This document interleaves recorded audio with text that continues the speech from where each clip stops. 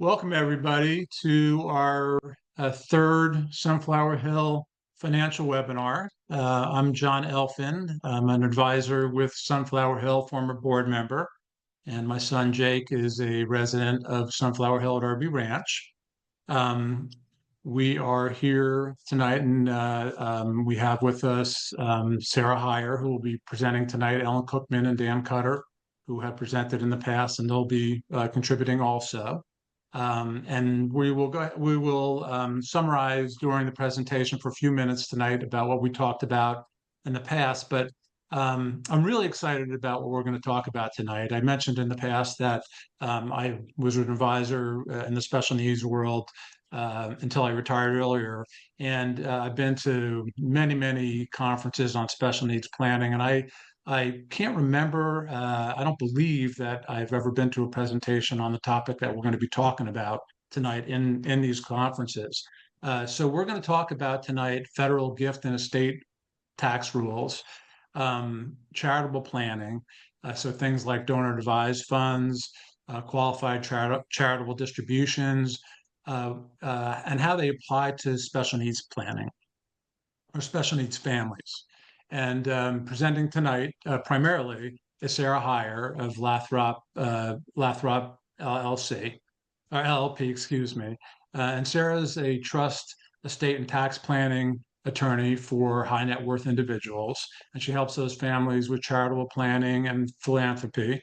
And she was recognized, and I'm reading this, recognized in Best Lawyers of America, wants to watch for excellence in trust and estate law. And I think one of the unique things about Sarah is not only does she have that experience, but she also has experience in the special needs world because she previously was in a special needs law firm. And just to also remind you sort of Ellen's background for those of you who weren't on our last webinars, Ellen is principal of Cookman Law in Palo Alto. She's an estate planning attorney with a specialty in special needs trusts and public benefits. And then also Dan Cutter, who, thank you for putting up the slide, Sarah, making it easier for me. But Dan, is, as you can see, is a senior vice president with Merrill Lynch. She's a financial advisor and also an expert in the special needs world. And just a reminder, in terms of questions tonight, just like last time, if you can put your questions or type your questions in the question area on the screen, we'll try to answer your questions during the presentation tonight. And if we can't, we'll leave maybe 10 minutes at the end of the presentation to have a Q&A session at the end. Just like last time, we will be recording this session and we'll email it out to you guys. But then we'll also have the recording on our website, just like the previous two. And then one more reminder, at the end of the presentation, I'm going to leave about 3 or 4 minutes and tell you about our next webinar, which is going to have to do with a thing called Danny Plan. So anyway, before you leave, if you can just hang on for a few minutes so I can tell you about that. It's a pretty exciting thing. So anyway, without further ado, Sarah, why don't you take it from here? Fantastic. Well, thanks for the kind introduction, John. I'm excited to talk about this with all of you, but we are going to start with just a brief kind of overview and recap about what we're going to talk about. And so again, the goal of tonight is to really focus on the intersection between federal estate and gift tax rules, charitable planning, and how you can incorporate that into a plan where you have to consider special needs planning. And so we're going to kind of give you the broad strokes overview of those rules. It's kind of a fire hose, but hopefully I can get you the high points there, talk about various charitable planning tools, and then again, the crossroads with the special needs planning. But as a refresher, Dan and Ellen both presented earlier, and I want to give them the opportunity to just give us a bit of a refresher about what we discussed in sessions 1 and 2. So I'll let Ellen and Dan spend a few minutes here. Great. Okay. So one thing to be reminded of are what are special needs trusts, right? These are basically they're contracts, they're devices which money can go into the trust for the benefit of a disabled beneficiary, and it doesn't interfere with their public benefits. It's also great from a management perspective because the beneficiary can't access the money themselves. Somebody else is acting as trustee and they can't go in and withdraw money themselves. It has to go through that gatekeeper. And because of that, it doesn't count towards their public benefits. Now, this presentation is going to be talking more, I think, to the high net worth individuals, but we often recommend special needs trusts, even if you are, you know, high net worth, so that there's a lot of benefits out there that can be great. And just leaving the door open, I don't think you lose a lot setting up a special needs trust. In fact, special needs trusts, as we talked about in session 1, they're very permissive. You can use them for just about anything. So you'll want to set up a trust for your kid. It might as well be a special needs trust. Now, one thing that we also talked about is how should that special needs trust be set up? Should it be part of your revocable trust or should it be a standalone special needs trust? In this case, for everything that Sarah's talking about, I believe we need a standalone special needs trust because this is a trust that's going to be funded most likely during your lifetime. A testamentary special needs trust that's embedded within your revocable trust doesn't spring into being until you're gone. And so we really want you to have a revocable trust and then a separate special needs trust. So a special needs trust can be funded at any time. Usually it's funded at a person's death. When the parents die, then money goes in because really while you're alive, you are your child's special needs trust. But for the planning that Sarah's going to be talking about, a lot of times these are transfers during your lifetime. So just to keep that in mind that special needs trusts are actually quite flexible in these planning steps, although you have to be pretty careful about what you do. So let me pass it along to Dan. What other things do you think are important to remember, Dan? Thank you very much, Ellen. Really appreciate it. So, you know, as Ellen was mentioning, you know, the estate planning attorneys are more of the architects of everything, right? They want to make sure to create the documents and how the infrastructure looks. And, you know, when you're working with your financial professionals, it's maybe more like the general contractor, the person who's going to help with the planning piece, right? And the implementation and getting it all set up properly. Like, how do you fund it? Do you use individual securities? Do you use cash? Do you, you know, we can also talk about whether you fund it during life or, you know, at death, you know, in concert with working with the team. And again, a lot of the approach is really working with the team. And that's one of the things that, you know, a 3-part series like this, you have 3 people that focus on 3 different areas, right? We're not even talking about the CPA and, you know, the care people that help as well. So it's really part of a bigger process. And you take that special needs planning process. And with the financial piece, it's about, you know, creating a spending plan that works for families, right? And, you know, that it's expansive, you know, and a lot of people think, you know, as Ellen mentioned, that, you know, special needs trusts are limiting. They're not. It's expansive. There's a lot of things that you can do with them. And so it's really trying to figure out the, you know, the combination of the public piece on what you're relying on the public to do for you in terms of the, you know, government benefits and, you know, healthcare and income, and then a combination of private pay on what you're willing to pay as well. And so you do that in terms of working with a financial plan, and that financial plan can really be a framework for helping you make big decisions. Anytime you need to make a big decision, you can run the plan because it'll give you a probability of outcomes. Right. And so once you create that special needs trust and you model it out, you want to fund it next. And whether you fund it with life insurance or real estate or investments is up to you and how you want to do it. And I think Sarah will get into a little bit of that as well with IRAs and 401ks and so forth. But, you know, once you get that funding piece and you have the special needs trust, the last thing that we really spoke about are what are the other tools that you can use? And one of those tools is an ABLE account. And you can use it in combination with a special needs trust, and they really work together very well. So, you know, in summary, you know, what we've talked about, you know, with Ellen and the special needs trust and me, the funding and the implementation, you know, Sarah's going to talk to you a little bit more about the higher level, you know, tax things that you can do in order to help when you're looking at the overall holistic plan. So I'll turn it over to you, Sarah. Fantastic. All right, so let's get into it. How will these transition? So we're going to really start with the federal gift and estate tax rules. And in California, the one tax we don't have is a state inheritance tax. So this is solely applicable to federal rules. And the premise is this: when you gift assets during your lifetime or at your death, if you are in excess of your lifetime exemption amount, you're going to be paying tax on that. You do get the benefit during your life of being able to gift the annual exclusion amount, which in this year, 2025, and next year, 2026, is $19,000. So you can gift $19,000 away to as many people as you can find and not have to report or pay any sort of tax on that as far as gift tax is concerned.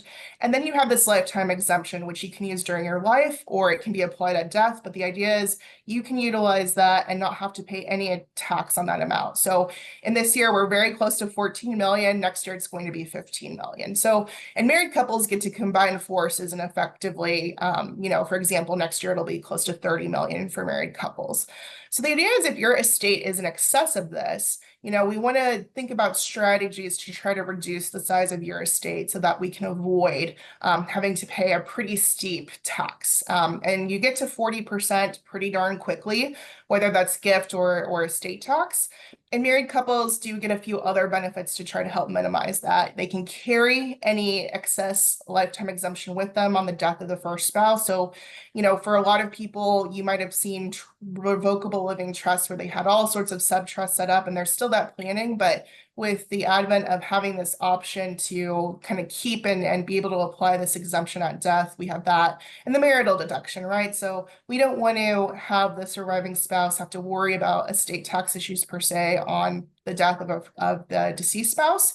So they're able to basically say, look, I can apply anything that my deceased spouse leaves me and just be able to delay the estate tax. So these are just kind of the rules that you're thinking through. And really, at a high level, this may not apply to many of you, but to be aware, the rules can change. So we weren't settled on this $15 million number until you may have heard of the big, beautiful bill, now law. It's a conversation that comes up depending on who's in office and who's making the rules. So it's something to keep in mind, even if it doesn't apply to you now. It's quite possible in the future, they could reduce this to 1 million. And many of us in California, if you own a house, maybe you're going to be subject to estate tax one day, right? So just to keep your eyes on this, keep it as part of your planning considerations. And so even if it may not apply to you today, to be really mindful that, it's a possibility in the future. And then generation skipping tax. Basically, like I said, you get this lifetime exemption, which is $15 million. The government also says, look, if you try to skip over your child, you don't get the benefit of just paying estate tax. You also get taxed if you skip 2 generations. So basically, if you're going to leave a gift to any person who would be in the generation of what would be your grandchildren, not only do you have to potentially pay estate tax, but this generation skipping tax is also applied. You get a similar exemption. So you want to think of them as 2 separate buckets where you may be paying estate tax, but potentially also generation skipping tax. But similar planning and exemptions apply. So just to keep that in mind, and if it applies to you, it's absolutely something to consider in terms of what opportunities we have to take advantage of that as well. So in terms of thinking about charitable planning and how that might apply to these types of situations, like I said, if we think that our estate is going to exceed the lifetime exemption amount. So again, next year, if you're a married couple, you're worried if you're over 30 million. If you're a single individual, you're worried if you're over 15 million. We want to consider ways that we can reduce the size of your estate. And so one of those ways, of course, is the consideration of incorporating some charitable planning into that. And so really, there is for estate tax benefits, there's an unlimited charitable deduction. So the more you give away to charity, you could give it away all to charity and not have to pay estate tax or any additional transfer tax on that. And so especially if you have the means and ability to provide for your family and you have extra left over and you can make a difference with that, you also potentially get this additional benefit. And likewise, during your lifetime, there's no, transfer tax when you make a gift to charity. You are limited, though, in potentially getting some income tax benefits, but you do get this income tax deduction as well if you choose to get to charity during life. And so we're going to talk about some ways to maybe utilize these charitable tools to take advantage of not only estate and gift tax, but maybe some income tax planning benefits regardless of net worth. So one of the tools that any family can use, it, there's no real minimums on this, is what we call a donor advised fund.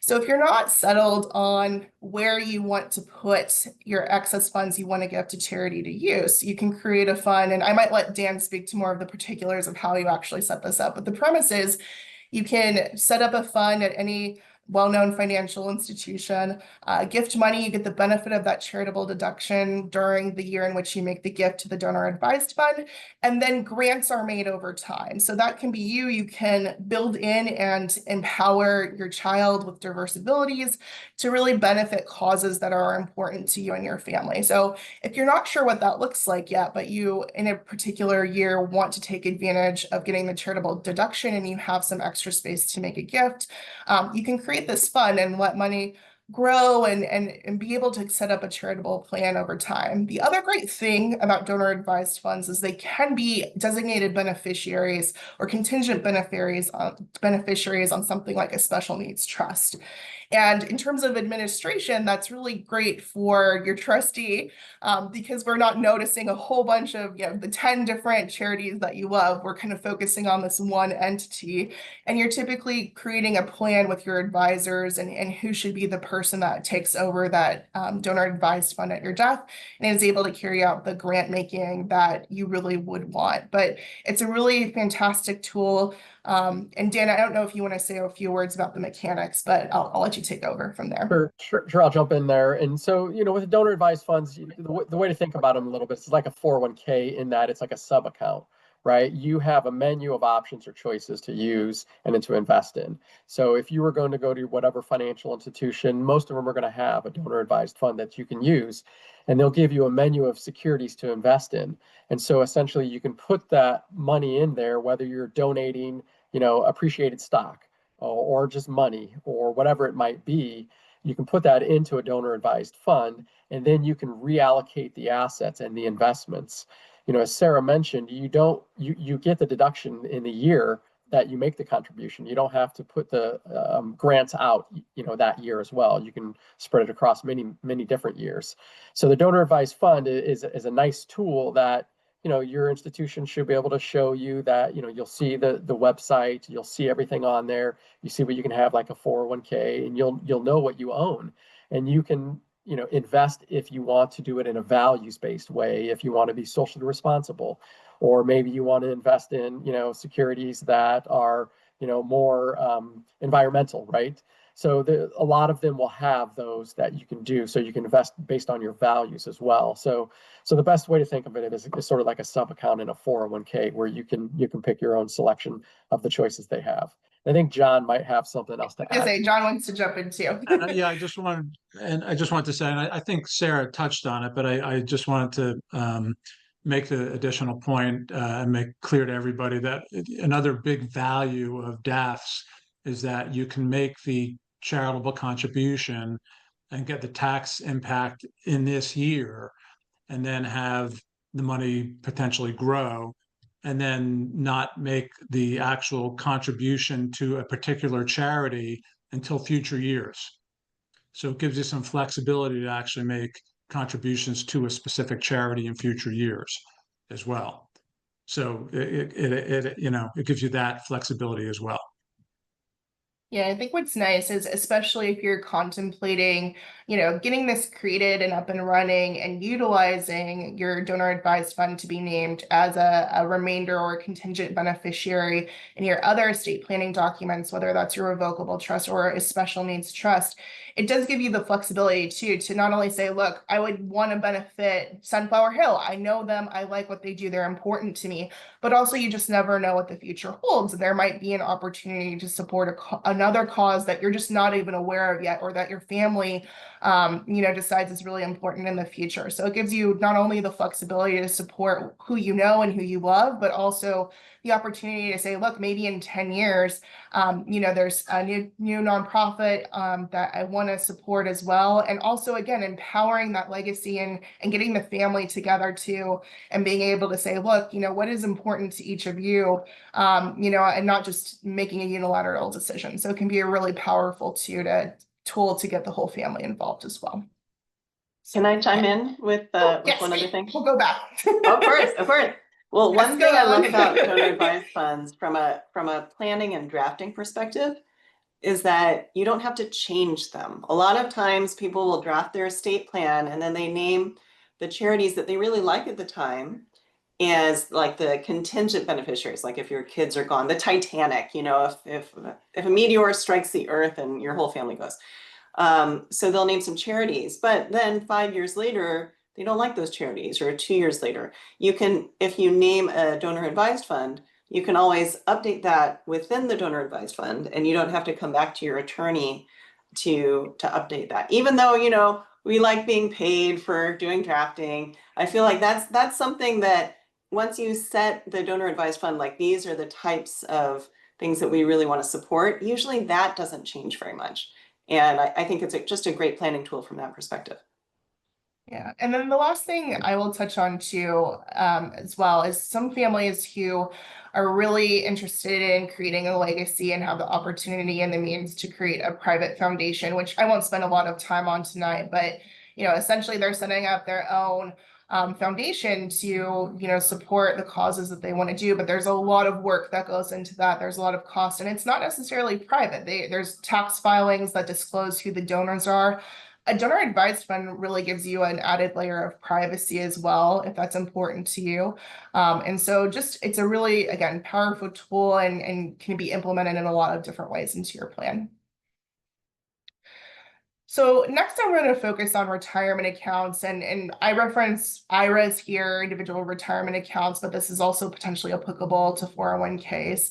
And there's two components to this. There's what you can do with your retirement account during your lifetime, and then I'm going to touch on, and opportunities for designated beneficiaries at death. But during life, to the extent you've saved, these retirement accounts have grown, and in particular with qualified retirement accounts where you've put in pre-tax dollars. When you take it out, you're going to have an income tax hit on that distribution.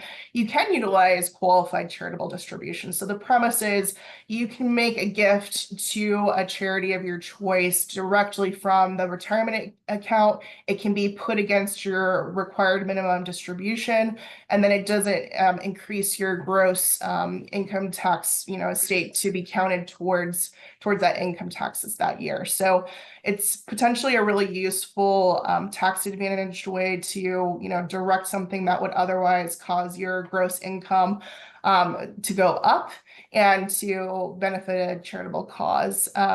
And potentially it's a consideration that, maybe this is an asset you use for charitable planning because of the income tax consequences and the consequences we'll get into with respect to naming and receiving an IRA on death. But again, I can point to Dan to talk about the mechanics of how you might do a QCD, but I don't know if he wants to step in on that. But yeah, I was like, he's ready. I'll chime in here for a second. And so I think a couple of things with regard to the QCDs is, I believe it's my understanding that for a 401k, you can't take it out of a 401k. You actually have to roll it from a 401k into an IRA and then use it from the IRA. So, so that means if you leave your company, right, and you want to be able to use this and you don't have any money in an IRA, you'd want to be able to roll over a portion or some of your 401k into an IRA and then make that, contribution that way. And it's really going to save you in terms of taxes, right? And you can do, I think it's up to 108,000 or something like that per couple.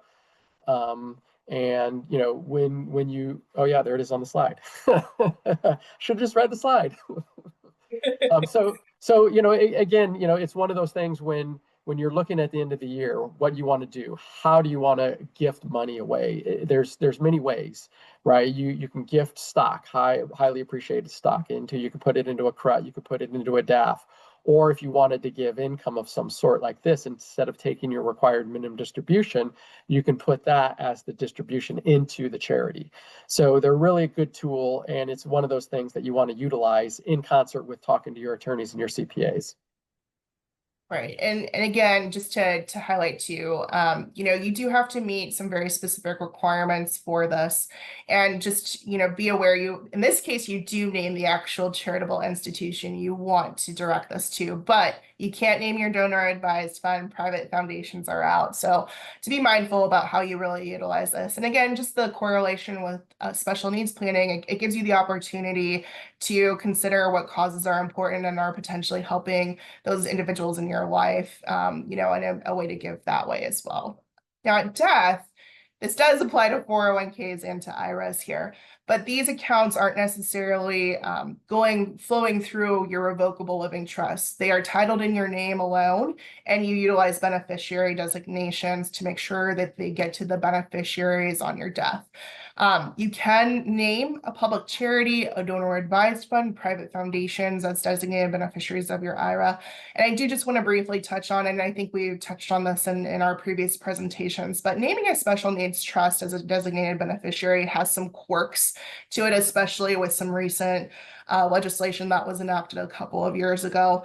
And what you just need to recognize is, again, when you're looking at the full picture of your assets, maybe utilizing your retirement accounts for charitable giving versus if you do have the opportunity versus funding with other assets for that special needs trust, you really want to think through some of these issues. So in particular, the big impact of the legislation that's been enacted for a couple of years called the Secure Act, there was a 1.0 and a 2.0, and I'm specifically speaking to the 2.0. If you name a special needs beneficiary or trust, there are some rules that enable you to continue to apply what we call stretch rules. And traditionally, when you inherited an IRA, you could stretch out receiving distributions for your entire life. But the Secure Act 2.0 changed some of that. And there is still an opportunity, so long as you meet the qualifications for a disabled or chronically ill person, they can still qualify for a lifetime stretch. But if you're really concerned about naming your that person in your life outright and you're trying to direct everything to a special needs trust, if you name a special needs trust and it isn't drafted in a very specific way, it can trigger a shortened period of time where you get effectively a lump sum distribution or a very shortened time to take out the entirety of that IRA, which is a big lump sum income tax hit potentially in a calendar year. So again, if that's something you're considering and you have significant, tax deferred assets that are in like a traditional IRA, you want to think carefully, if you have other options to fund a special needs trust with, it may not be the best option to direct towards that. So, and I don't know, Dan or John, even, if you have thoughts on that, but, it's just something, talk to your estate planner, talk to your advisors. You really have to take a team approach as you think these things through. Yeah, that's the only thing I would say to Sarah is, right, it's the team approach, what's right for you, right? And, if there's, the child, it's a big asset and you really want to be able to stretch that out instead of pay it out, they might make sense in that regard. So it's really a case by case situation. Yeah, something neat that you can do, and I'm going to talk about it as we head towards charitable remainder trust, is if you want the opportunities to try to stretch things out, but your special needs trust, because of the way it needs to be designed based on your situation, may not qualify for the stretch rules, you can potentially utilize a charitable remainder trust to try to stretch things out a little bit longer. So I'm going to continue forward. And charitable remainder trusts, they're an irrevocable trust. So the idea is you are setting these up. They can be set up by you during life or even at death, but I'm going to primarily focus on planning opportunities that, if you set these up during life, what can you do? The benefit in setting them up during life is you not only move assets out of your estate if you're a high net worth individual that is worried about estate tax. But also you get a charitable deduction for contributing assets to these. And the premise is, you know, you're putting in an asset or assets that are typically highly appreciated, that you anticipate probably selling so you can diversify. But if you sell it, you're going to have a huge income tax hit. And so the idea is by not only putting these into this type of trust, you're getting to defer out capital gains hits, you're getting the benefit of a charitable deduction, but you're also creating an income stream. So the idea is you're getting, with a traditional charitable remainder trust, you're getting a fixed percentage of the value of the assets that are held in that trust each year. And there's lots of flexibility in how you set that up, but that's typically a 5% based on the value of the assets in that calendar year distribution. That's the minimum. These types of trusts can either be set up for a term of years, so the maximum is 20 years, or they can be based on the lifetime of the non-charitable beneficiary. And when that term is over, any assets remaining, whatever is left in that corpus, gets distributed to a charitable beneficiary. And that could potentially be your donor or advised fund even. That could be, you know, specific charities that you name, but that's really critical as you're creating this income tax stream, you're getting some of these other benefits. And at the end of the day, the remainder is going to charities. There are lots of different styles of charitable remainder trusts, depending on what assets you're funding them with and your situation. There is another style called a charitable remainder annuity trust. And the difference is you're just getting a fixed dollar amount. It's not fluctuating based on the value of the assets in that trust. You're getting sort of this guaranteed amount, but you're not getting the benefit of the growth. Whereas a CRT, I will say most of our clients right now are going towards the charitable, the CRUT style, because they want to take advantage of, you know, if those assets greatly appreciate and are able to grow, to make sure that that annual that unit trust payment throughout the year can grow as well. So like I said, you know, really with the tax benefits, you're looking at both income tax benefits and potentially estate and gift tax benefits, in the sense that you're potentially reducing the size of your estate. So you're bringing that down to try to minimize a hit at that time. But where a special needs trust and where this planning intersects is you actually can name a special needs trust as the income beneficiary, the non-charitable beneficiary of these trusts. There's some careful planning that you have to consider with that.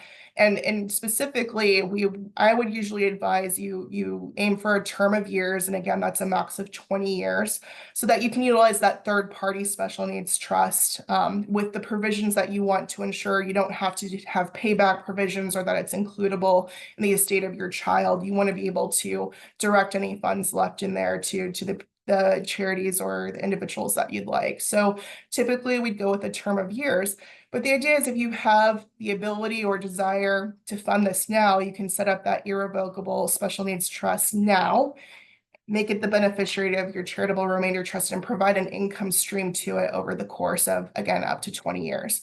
You can technically name a special needs trust based on the lifetime of that special needs beneficiary, but there's some big catches to that. And in particular, like I said, the trust has to be designed where there are payback provisions and it's includable in your disabled beneficiary's estate. So typically we're not creating third-party special needs trusts with those types of terms, and that's usually not the goals of most of our clients. But I just will say it's possible, but you know, there's a lot of cons to that. So they're potentially a really powerful tool, and where they can also potentially apply those stretch rules with the IRAs that we talked about previously. You know, like I said, most of us want to design a special needs trust so that, you know, it's accumulating and it's not going to be includable in the estate of our disabled beneficiary. And so therefore, you know, if you want to, instead of getting hit with the 10-year rule where you have to take everything out at a very specific time, you could potentially name a charitable remainder trust as a beneficiary of your retirement account and try to stretch out to 20 years versus getting hit with 10. So there's lots of fun things you can do, or I think they're fun, where you can really merge these tools together. Okay, any thoughts moving along? Okay. So taking Dan's case study here, so we've been focused on the NOPEs, the NOPE Wyatts. And a lot of the facts I kept the same, right? We've got Leslie and Ben, they're 59 and 60. They have 2 neurotypical kids, twins, and Danny, and who is a neurodivergent child. And the facts are the same there, but I made some adjustments to their current charitable causes, what's important to them, and then also their investments. So notably, I made them a lot closer to that $30 million number we're worried about for estate tax issues. And they also have a vacation rental now, but the family doesn't use it and they may want to sell. And then Leslie and Ben both have some smaller retirement accounts to consider as well. So just to kind of hold that in mind. We have Sunflower Hill, of course, is a cause that is near and dear to their hearts. And because Danny really enjoys and participates in adaptive sports, where there is the Palo Alto Adaptive Sports Foundation, that supports the kinds of sports Danny participates in. So what would we do in this situation? So like I said, Ben and Leslie, their net worth is pretty darn close to 29 million. They're quite young. We think they have a lot of runway and hope that they live a good long life. So their estate most likely is going to grow and potentially exceed their lifetime exemption. So they are worried about some estate tax liability on the death of the surviving spouse. So they do want to incorporate some gifting and maybe some charitable planning, since they would have plenty to ensure Danny and their other kids are provided for. So one thing they're going to do is probably set up that donor advised fund so that they can target those charities that they want to support during life and get the family engaged and involved in that planning. They're also considering a charitable remainder trust. And why this is helpful to them here is because they have that vacation property and they want to sell it, but it's been in the family a good long time. The basis is really low, so they'd have some significant capital gains tax that they're worried about. So they're looking at that property. They can contribute that as the asset that will go into the charitable remainder trust.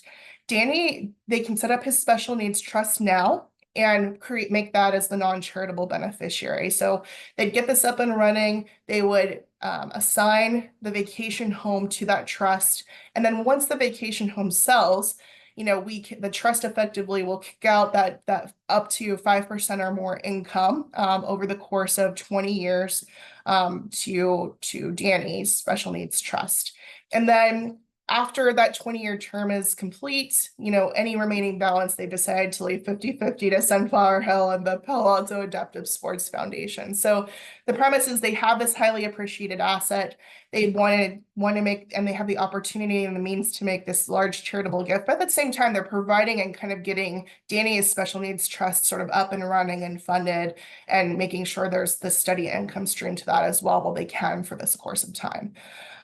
Importantly, though, when a special needs trust, when you set it up during life and it's irrevocable, it is its own taxpayer, if you will. So when you make a gift into it, it is considered a completed gift. So by naming Danny's special needs trust as the non-charitable beneficiary on the charitable remainder trust, the Nope Wyatts are going to have to file a gift tax return. They're going to use some of their exemption, and that gift is calculated based on the present value of the gift to Danny's special needs trust. So your advisors will do some good math on that, figure out what the present value of that gift is, and that will be reportable for Leslie and Ben on their gift tax return. Then finally, they had those IRAs. Leslie has that traditional IRA, and Ben has a Roth IRA, right? Leslie's, again, because of the income tax consequences of taking distributions from that, they decide to utilize that for some charitable planning. But a Roth IRA doesn't have the same income tax consideration, so they're fine naming Danny and their other 2 children as equal beneficiaries on that. And I don't know if anyone wants to add some additional color, but yes, John. Yeah, one other advantage to this is when you put the vacation rental in the charitable remainder trust, any of the gains that occur while it's in there, basically there are going to be no gains. So in other words, you don't realize the tax gains that you otherwise would have had to realize if it were not in an irrevocable trust. So that's another advantage to this strategy. Yeah, and the idea is, like I said, these charitable remainder trusts, they come in a lot of different flavors. And traditionally, you'd have to make this 5% distribution per year. But we can do a different variation of this that basically says, look, until that asset sells, we're just gonna distribute whatever income is generated here. So probably not a lot if that's the only asset. But as soon as it sells, John is absolutely correct. The Ben and Leslie don't recognize the capital gains of that sale on their personal income tax returns. It is, essentially deferred in the trust. There is some tax on that when distributions are made over to Danny's special needs trust, but it's not the same as taking one big income tax hit all at once. Plus, they get the benefit of that charitable deduction once it goes in. So it's a fantastic tool for this exact scenario. So want to give some time for questions and answers if we have any in the chat, and just to, again, really say we enjoyed our this series. And I think a huge takeaway is just we're all professionals. You need to really build a team around your personal situation, and to, not be afraid to consider charitable planning. It's not, although my focus was on high net worth, a lot of these tools you can incorporate at any net worth level. And so to really talk to your advisors about how, if you're so inclined, how you might incorporate that into your own situation. And Dan and Ellen, I don't know if you have anything else you want to add, or if we have some questions. I have a few thoughts here, which I actually wanted to a question to propose to Sarah and Dan, because I know at least with the Charitable Remainder Trust, when you set it up, you need to get that third-party irrevocable special needs trust up and running. I know that and this isn't really high net worth planning related, but it is funding the trust early. Sometimes families want to fund their special needs trust early to kind of give it a trial run. What do you guys think about that? Like putting in some money, seeing how it's managed, seeing how the team does. What are pros and cons? Well, I think one thing is, the pros of that is you don't know who's going to take over for you when you're no longer around. And if you can, develop a process, it's a lot easier to have a manual, essentially, right? An operational guide that you're going to pass on to the next person to take over. So you could fund it early on and actually provide that over the years so people could have records and say, hey, I don't know what to do. What should I do? And you can look back on the operational manual, essentially, of the last 10 years or whatever that you're using to see that it's a good way to make a distribution or what you might want to do for the future. So I think it's a good way to have a process down for the next person who's stepping in the shoes of you to take over. Yeah, and I won't say this is a con per se, but it's a consideration as that, like I mentioned earlier, when you create and fund a special needs trust during life, you just have to consider that you are having to utilize some of your lifetime exemption. And so when you consider that in your whole plan, maybe a trial run of a couple $100,000 or whatever that looks like, in your situation, that's not such a big deal. But to give it some thought though, and to consider, you could set up different variation, not that you want to have 10 different special needs trusts going, but it is something to be thoughtful about, that maybe it's useful to have a special needs trust that's just being utilized for a particular purpose, or you have it for the test run, and you may want to make changes to that. If you're funding it now, we always build in flexibility. I'm sure Ellen does, and she can speak to that. But, we always try to build in tons of flexibility, even if something's irrevocable. But sometimes there's just a consideration that it makes a lot more sense to direct ultimately to a different special needs trust and sort of abandon one that's not working the way you think it's going to work, or was created for just a particular purpose. And I will say too, there's other tax opportunities for you. Instead of utilizing funds from a special needs trust, you can, for example, pay directly for medical expenses to the extent it doesn't disrupt benefits, but you can pay directly for those and it's not going to eat up lifetime exemption or things like that. So there might be other opportunities where, does it make sense to not fund a special needs trust now unless you're doing a test run or using it for a particular purpose. Right. And just one thing before you jump in, Ellen, I know you're about to say something, but also the other piece is, maybe you have that third party S&T funded right now because, one of the grandparents, is a little bit older and that they're going to be funding, giving some portion of their estate to that as well. So that way you've already got it open, it's operating and you're working a little bit. And so it's a multi-generational plan, right? That's why you want to look at everybody involved and, talk to all the partners that you have. I love it. Well, and I like how you're talking about all the partners because, trying a trial run, you can see where are the holes when you're still around to fix it, right? Oh, we realized we need a care manager and we don't have a care manager. Let's look around and let's do that for the next time around. I have some clients who they have a daughter with a traumatic brain injury and they really won't leave her side. And I told them during our meeting, my goal for you is to take a long weekend away. And they basically like laughed in my face. But I'm thinking, it takes like certain steps to get to that point. But if you can get a special needs trust up and running with the right team, and this family can see like, hey, these are all the different people and it's functioning properly. And they can also have the peace of mind that when they're gone, then they know it's going to work properly. Now, one person noted in the question and answer that before a special needs trust has matured, it's typically a grantor trust and taxes will be paid by the grantor. That could be true. It depends on how you set up the special needs trust. Sometimes people will set it up as an irrevocable trust.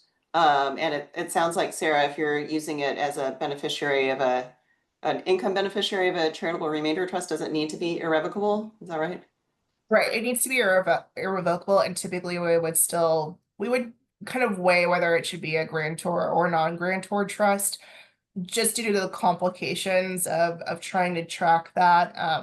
We'd have to evaluate what makes the most sense. The issue is, of course, on the death of one grantor, even in an irrevocable trust setting. And the difference is this, as the comments noted, you can create any irrevocable trust can be what's called a grantor trust potentially, to the extent that's the planning we're doing. And yes, the premise is it's out of that grantor's estate for something like estate tax purposes, but the grantors continue to cover the income tax liability. And there's reasons to, aside from tax, to do non-grantor or grantor trust depending on what type of planning you're doing. So I will say it's a case-by-case basis, and it's still possible to have an irrevocable special needs trust set up as a grantor trust, but there might be different specific reasons why we might say, no, just make it non-grantor, even, income's not the primary focus here. Okay, and then thanks. It was a great conversation. I'm going to go with the comments from Robert Dillard here. I think these are really just kind of comments with respect to the conversation we were having, and you guys can comment. It says the step up in a CRT basically on the remaining 5% or 5K a year, right?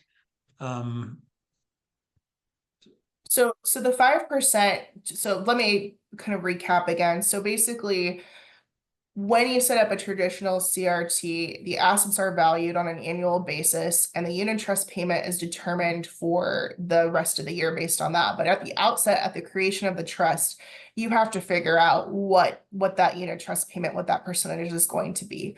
The 5% is the remainder, or excuse me, the minimum, and it could be in excess. I think the comment is maybe speaking to a 5 or 5 power, and that's not the same thing as the 5% rule I'm speaking to. With the 5% is just the minimum in order to qualify for a charitable remainder trust to meet the rules. That's the minimum payout percentage, but it could certainly be in excess. And it very much depends on, if it's term of years, a shorter term of years, you could even get close to 50% payout each year. So it's a math calculation and it's a facts and circumstances calculation. So it's something that, as a planner, I do in conjunction with someone like Dan. We look at what it's going to be funded with. We figure out, what are the parameters going to be. And then, we use a program to spit back out, what's the maximum, if that's our goal, what's the max percentage we can pay out. Okay, all right. And then I think this next question from Robert Dillard is really talking about the conversation we just had. And he just makes a comment that enable account for the individual is less costly. I would agree with that because an able account is non-taxable, really. Okay, and then the first question is pretty complex. The question is, can you start your own non-profit to secure a class of people, say, with generic mutation, where your child is a member, and then roll over part of the 401k into that, or contribute from your DAF to the charity that you started? I don't know if anyone Yeah, I wants mean, to. you can absolutely, so we're that good. I did not cover private foundations, but anyone can create a private foundation. And they fall under the class of what, in the IRS code, you hear the term 501c3. Nonprofits, public charities, private foundations, and there's some other variations in there. The difference between a public charity and a private foundation is the source of funding. So public charities, it's an amalgamation of a lot of individuals who are putting towards that cause. A private foundation, those funding sources typically limited to a family, essentially. And you have a lot of flexibility in terms of how you create that private foundation. It could be, essentially like a grant making organization where you want to support other causes that are, I think in this particular case, in furtherance of that specific, looking towards a cure.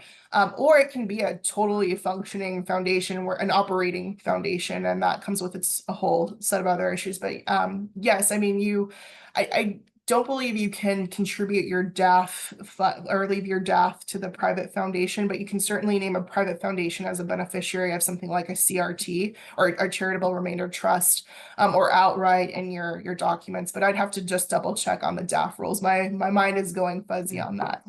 Yeah, that's okay. All right, great. Well, thanks. Great presentation. Great comments. Thank you. And what I'd like to do before I wrap up, like I mentioned, is talk a little bit about our next presentation, and then wrap up with another comment. So, as I mentioned, Sunflower Hill has partnered with an organization called Danny Plan. That's DANI PLAN, Danny Plan. So it's dannyplan.com. And what it is Danny Plan. So, and I think actually, let me take a step back. So I think Dan, Ellen, and Sarah would all agree that one of the gaps in planning, very typically, and we sort of touched on this, is the lack of communication between generations, and special needs families. And what Danny Plan does is actually provide a secure portal, to put in things like special needs trusts, legal documents, financial information, information on your special needs loved one, like medical information, really any information about them. I've started to use it. It's just really cool. So you can share it with your successor trustee or any family member. And so we're going to have a webinar about it. We don't know when yet. We will let you know via email. We'll advertise it just like we did for this webinar. Probably it'll be in the fourth quarter this year or the first quarter next year. But you can go ahead and check it out now. And we actually, with Danny Plan, if you put in a promo code SFH, as in Sunflower Hill 25. So SFH 25, you get a 25% discount. And then Sunflower Hill, they'll make donation at Sunflower Hill for $25. So you can check it out now, or just wait for the webinar that actually Danny Plan will provide. But I just wanted to tell everybody about it. I'm excited about it. I started using it. It's so comprehensive. It takes quite a bit of time to actually put in all the information, but it's really user-friendly. I know Ellen talked about she's looking into it for her clients. But anyway, check it out. We'll be putting in we'll be letting you know about it. But before I go, I just want to thank everybody. I want to thank Dan, Ellen, and Sarah. They have graciously donated their time. We didn't pay them for their time. They're all great advisors, so I would encourage anybody who is interested in their services or have any questions to reach out to them. They're all wonderful, but I want to thank them. I wanted to thank everybody who's put in their time for these webinars, and feel free to reach out to us. But as I said, the recordings for these webinars are going to be sent out to you and will be on our website. So thanks, everybody. Take care, and we'll see you later.